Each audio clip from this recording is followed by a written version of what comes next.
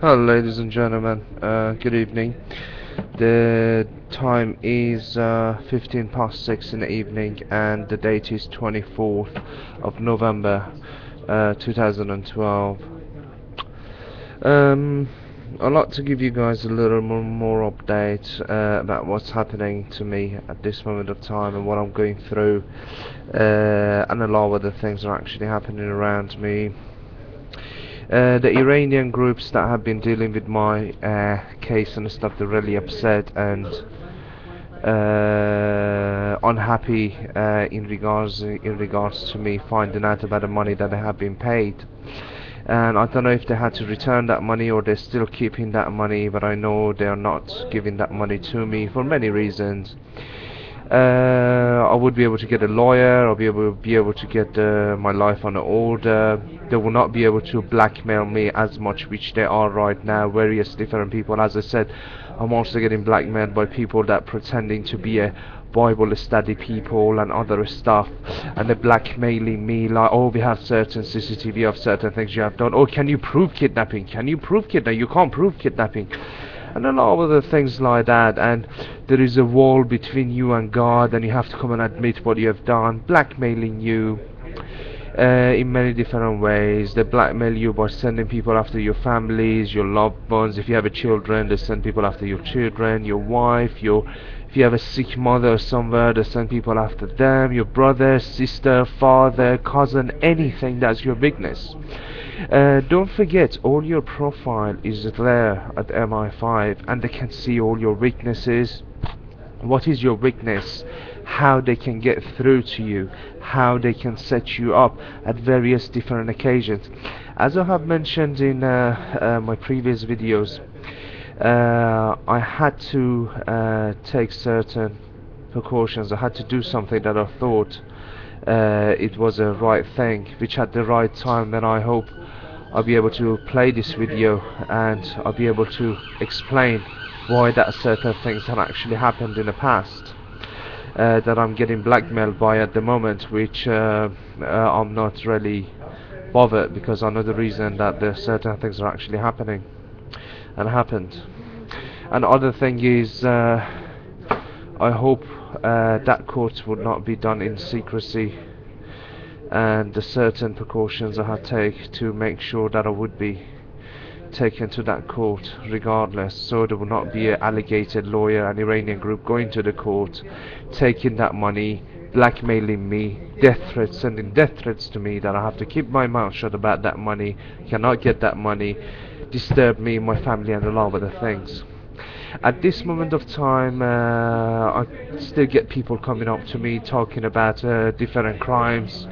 Come on, for example, get involved in this crime. Do you know anybody who has a lot of money, any man that we can go there, we can use a gun and we can go and take all the money and stuff like that, you know? And they try to get you involved in some sort of illegal activity, which is illegal. You cannot leave somebody, steal someone's money and leave him in a vulnerable situation, leave him in a lot of pressure, unhumane and disgusting pressure, and then offer him something like that, which is an illegal act. People come into you, as I said, blackmailing is happening by various different people. They try any method, anything. I think there would be a possibility, I don't know if they still try to frame me for something. That's why I'm trying to keep away from literally everyone. Most of the people that I know coming in my life, obviously there has to be some sort of undercover people, either from the police or other organizations. I'm really devastated. I can't go back in time. I cannot stay in time. I cannot go further either. And this is a torture that, you know, the money has been paid out to a certain group, that money is not given to you so you can get your passport. Not having your passport is something so amazingly important for these people, and it has been in the past 3 years. They have several times stealing my money, my application form, the things I had ready to sell to make some money. Anything they've done for me not to be able to send for my citizenship and my passport to be able to make any move. People come into you and give you ideas. Oh, come illegally, get out, go at the back of the lorry, go to France, go to Dover. You can do this, you can do that. Go and claim asylum in Greece or somewhere. Why the hell would I want to go and claim asylum in Greece or somewhere? I have already tried claiming asylum a few different embassies. I was not successful, unfortunately, because unfortunately once you deal with the UK government, all the doors are closed for you. If you were dealing with somewhere like Iran, the door would be open for you everywhere. Once you're dealing with the UK government, the doors are closed for you everywhere. These are the type of things that are actually happening. I'm getting different opinions from different people. Some people say in the UK they normally quiet these people very quickly, people like me who have been through such a horrific experience. I mean, look, imagine an Iranian guy who's been in the country from the age he was 16, had no family, has no wife. He's quite a big, some people might find him, looking at him, find him threatening. He's got muscles, and he might have a heart of a little baby, he might have a good heart, but people don't see that on the TV. As I said, they just frame you and put you on the TV. Imagine how often the UK government or many European government or anywhere else need a terrorist to point somebody out as a terrorist. How often do they actually need that? Every 2 years, every 5 years, every 3 years? They just pick somebody in a society. I could have been at the wrong place at the wrong time. That the life has no value to the UK government. The life has no value to the Home Office. They have already had several allegations.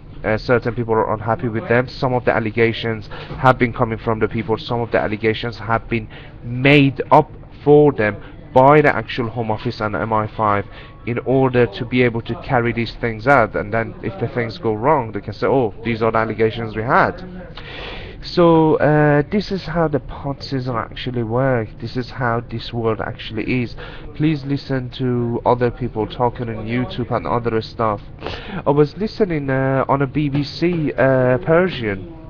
There's certain people who have been through torture. Some of the methods of tortures they're mentioning is very similar to methods of torture that I was facing. Like, for example, the guy was mentioning he had bugs in his house, in his bedroom, while he was having sex with his wife. And as he was having an orgasm, he used to say certain words. We all do certain things, certain screams, certain words. And then these people are listening to that. These people are watching you having sex. These people come in the streets and mention things that you have said. Like they tell little kids, and they even mention things about the size of your penis. They even mention things about the thing, oh, he likes that, some people like that. They get little kids to walk past you in the street and mention things like that, to burn you inside out. How the hell do they know? Not once, twice, 3 times, 4 times, and many other things. Psychological torture are horrific. At this moment of time, under a massive amount of pressure, people forcing you to go back to a different country, that way you would be executed. You cannot live a normal life here. Your life is a terrible condition, and you are going through a hell. You're bullied, you're forced to do things against your will, you are blackmailed all the time, your money is with other people, you're screaming at night, waking up. Many nights, ladies and gentlemen, I sleep and I scream and I wake up. Many nights I can't properly sleep. I'm dreaming of the rope on my neck, that there's going to be a rope, further torture, that there's going to be a bullet, it's going to be a knife, or it's going to be framed for the crimes you have not done. This is a life, ladies and gentlemen. Life is terrible, and I mentioned time and time again, us as a human beings are prepared to do anything. The crimes that you cannot even imagine that happens for money, for a piece of paper, for the dirt that comes from one hand and goes from the other hand. Us humans are able to destroy a nice person's life just for money, just as normal humans. So imagine what governments are prepared to do for a political purposes. Do they care about a little Iranian guy who's, excuse me my language, they consider as a fucking refugee, and he's this and he's that, and they give his money to other people to blackmail him, they torture him, they disturb him all the time, they send girls to the club or something pretending they like him to get his number, some sort of a thing. That is a very big thing for them. I mean, I think they'll get some sort of a commission. Any girl who get my number get some sort of commission. That doesn't mean you have some sort of a problem. This is a perfectly a normal thing that you like someone, you give your phone number to them, you like to go and have a drink with them, and whatever happens next. I'm sure I'm not dealing with Taliban here. That I don't know, perhaps chopping your thing off or whatever else. The experience of other people that I'm listening on YouTube very similar to my experience. I was lucky in certain way and I was unlucky in certain way that I ended up in the UK and faced torture by the UK government. I'm sure that if I was tortured by a different government, there'd be reporters climbing up and down from me. But unfortunately, because it's a UK government and many other things, unfortunately things like that does not happen. One of the times I was arrested at the police station, which I later on made a complaint, one of the lady officers with the blonde hair actually told me, was in regards to an incident that happened at the New Scotland Yard, that they told me, you have no human rights here. When I asked for phone calls, when I asked for certain things, they told me simply, they kept me for 2 days without anything. They told me, you have no human rights here. You want a human right, get back where you come from, or get back home, something like that, that she says. And when I made a complaint, apparently the voice recording device was not working, which is something untrue. As I said, ladies and gentlemen, during these past 3 years, police only destroy evidence. In order to do that, they make it that you have a psychological problem. They keep referring you to the doctors in order to, as I mentioned previously, they've been keep telling me, we will keep you in a mental hospital and we will give you some of those injections again to be able to keep you there with the power of medication. We will make you crazy ourselves. These are the things that are actually happening. Ladies and gentlemen, you can only, your life, your future, your past, your respect, your humanity, your dignity, your everything you ever made, everything you ever dreamed, everything you ever wanted to be, you lost it all. Your life would never be the same again.